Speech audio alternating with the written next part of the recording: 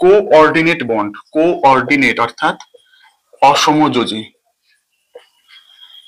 অসমযোজীর ক্ষেত্রে কি বলেছিলাম, একটা বন্ধনের যে দুটো ইলেকট্রন থাকে সেটা একটা পরমাণুই দেবে। তো সেক্ষেত্রে তার কন্ডিশন কি, তাহলে একজন দিচ্ছে, যে দিচ্ছে তাকে বলা হয় দাতা, যে গ্রহণ করছে তাকে বলা হয় গ্রহীতা।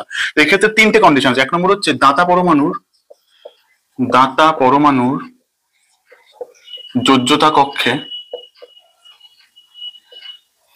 নিঃসঙ্গ ইলেকট্রন জোড় থাকতে হবে একজোড়া, নিঃসঙ্গ ইলেকট্রন জোড় থাকতে হবে।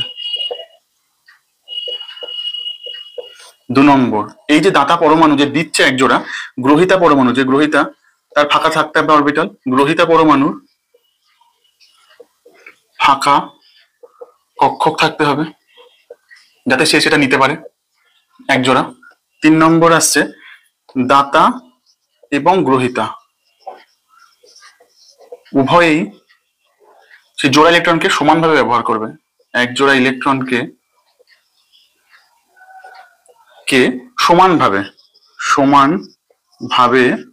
ব্যবহার করবে।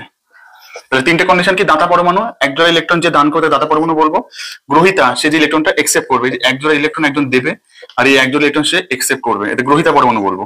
দাতা এবং গ্রহীতা উভয়েরই এক জোড়া ইলেকট্রন, যে এই যে এক জোড়া ইলেকট্রন হলো এরপর এরও অধিকার আছে এবং এরপর এরও অধিকার আছে। একটা উদাহরণ দিই, উদাহরণ দিলে বুঝতে সুবিধা হবে। উদাহরণ হচ্ছে NH4+ আয়ন। তাহলে নাইট্রোজেন কি, নাইট্রোজেন শেষ কক্ষপথে থাকে হচ্ছে 5টা, দুটো 4টে, 5টা, ঠিক আছে। তা আমাদের NH3 বলেছি, তাহলে হাইড্রোজেন গুলোকে আমি আলাদা দিয়ে চিহ্নিত করি।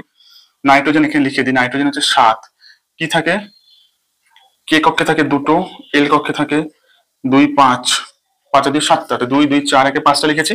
এবার আছে হাইড্রোজেন, এখানে হাইড্রোজেন গুলো এর সাথে বন্ড করে, তো এটা গেল এইখানে NH3, তাহলে 2 4 6 পরে থাকলো একটা ইলেকট্রন, ঠিক আছে।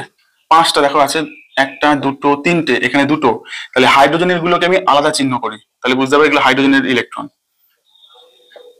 তাহলে হাইড্রোজেন একটা করে ইলেকট্রন, এর একটা করে ইলেকট্রন, আর এই কি করে 2 4 6 8, তাহলে এর সবকটা একসাথে ব্যবহার করতে পারে, ঠিক। এটা হচ্ছে NH3 পরমাণু, NH3 অণু, ঠিক। এটা কি করে, এর সঙ্গে H+ যদি যোগ করি, এ কি করবে, এক জোড়া ইলেকট্রনকে দান করবে, তাহলে এটা গ্রহণ করবে। সেক্ষেত্রে চিহ্ন কিরকম হবে দেখো, 3টে হাইড্রোজেন 3টে এরকম দিয়ে দেবো, কারণ এটা সমযোজী বন্ধন, সমানভাবে ব্যবহার হয়েছে। এ এক জোড়া দিচ্ছে, এক্ষেত্রে অ্যারো হবে এই, তাহলে এক্ষেত্রে এটা হচ্ছে দাতা পরমাণু আর এটা হচ্ছে গ্রহীতা।